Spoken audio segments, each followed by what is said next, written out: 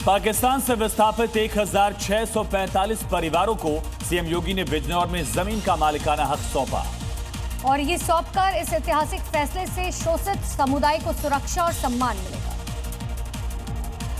भूमिधरी अधिकार पत्र वितरण कार्यक्रम में सीएम योगी ने पाकिस्तान से आए विस्थापितों और धार्मिक मुद्दों को लेकर कट्टरपंथी मौलाना और मौलवियों पर तीखा हमला बोलते हुए कहा है कि पाकिस्तान में सताए गए शोषितों वंचितों के लिए कोई आवाज नहीं उठाई, लेकिन अब कुछ मौलाना इन दिनों गाय को राष्ट्रीय पशु घोषित करने की मांग कर रहे हैं। गाय को राष्ट्रीय पशु का दर्जा दीजिए, गाय को राष्ट्रीय पशु का दर्जा दीजिए।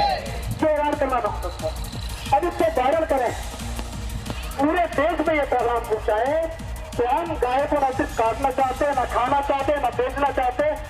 ऐसी मांगों को लेकर योगी ने कहा है कि गाय पशु नहीं हमारी माता है।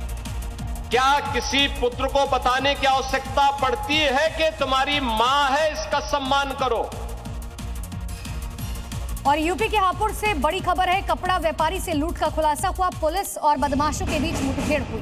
एक बदमाश के पैर में गोली लगी, कब्जे से लूटे गए 16,50,000 रुपए कैश, अवैध असलहा, जिंदा कारतूस और कार बरामद की गई। तस्वीरें आप देखिए, बदमाश के पैर में गोली लगी है, अवैध असलहा, जिंदा कारतूस और कार इससे बरामद की गई।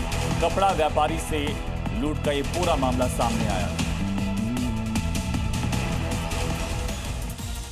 उत्तर प्रदेश में गुंडे बदमाश अगर अपराध करेंगे तो एक्शन होने में 24 घंटे ही लगेंगे, क्योंकि यूपी पुलिस अपराध के प्रति जीरो टॉलरेंस की नीति पर काम करती है, जिसका नतीजा है अपराधी अपराध करने से पहले 10 बार सोचता है और जो नहीं सोचता उसका अंजाम वैसा ही होता है जैसा गाजियाबाद और बरेली के अपराधियों का हुआ है, यानी कि बुलेट वाला हिसाब, वो भी 24 घंटे के अंदर।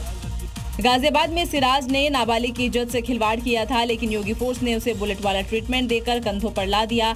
आरोपी अपराध कर भाग रहा था, लेकिन अब वो चलने लायक भी नहीं बचा है। बरेली में वकील पर हमला करने वाले बदमाश की डेंटिंग पेंटिंग हो गई और वारदात को अंजाम देकर फरार हुए बिलाल का 24 घंटे में इलाज कर दिया। पुलिस एक्शन के बाद आरोपी बिलाल माफी मांगता दिखा। बहुत बड़ी गलती हुई सर। खबर है, यूपी से बिजली उपभोक्ताओं को बड़ी राहत मिली है। तो नियामक आयोग ने बड़ा फैसला लिया है। 10% फ्यूल सरचार्ज गलत, लोक महत्व प्रस्ताव को दाखिल किया गया। प्रस्ताव पर नियामक आयोग का ये फैसला सामने आया है। दरअसल यूपीपीसीएल ने 10% अतिरिक्त सरचार्ज लगाने का फैसला लिया था, जिसको नियामक आयोग ने खारिज कर दिया है और इससे बिजली उपभोक्ताओं को बड़ी राहत मिलेगी। कीमतें जून से ही बढ़ने वाली थी, जिसको लेकर यूपीपीसीएल से जवाब तलब किया गया है यूपी नियामक आयोग की तरफ से।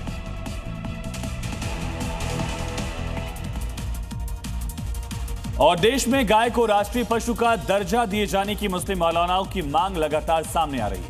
और इसी पर यूपी के सीएम योगी आदित्यनाथ ने करारा जवाब दिया। यूपी के बिजनौर में मौलवी और मौलानाओं पर बरसते हुए सीएम योगी ने कहा, गाय हिंदुओं के लिए माता है और इसके लिए किसी घोषणा की जरूरत नहीं है।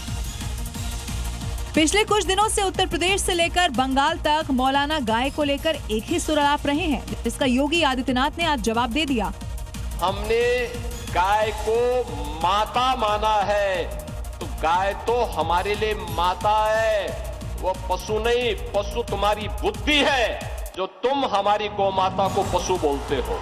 पिछले कुछ दिनों से मौलाना और मौलवी गाय को राष्ट्रीय पशु घोषित करने की मांग कर रहे थे। और बड़ी खबर आपको बता दें, यूपी में 27 की सियासी जंग को लेकर बीजेपी अब कोई कोर कसर नहीं छोड़ना चाहती। जीत की हैट्रिक लगाने के लिए बीजेपी मिशन 61 पर काम कर रही है। क्या है यूपी में बीजेपी का मिशन 61, ये रिपोर्ट देखिए।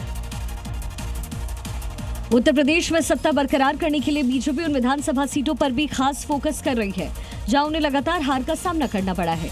इसी रणनीति के तहत बीजेपी प्रदेश की 403 विधानसभा सीटों में से 61 ऐसी सीटों पर जीत का फॉर्मूला तैयार कर रही है जहां पिछले 3 विधानसभा चुनाव में पार्टी जीत दर्ज नहीं कर सकी। इन 61 सीटों में सबसे अधिक 22 सीटें पूर्वांचल क्षेत्र की है। इनमें आजमगढ़, मऊ, जौनपुर, गाजीपुर और मिर्जापुर जैसे जिले शामिल हैं। पश्चिमी उत्तर प्रदेश की 13 सीटें भी बीजेपी की विशेष निगरानी में हैं।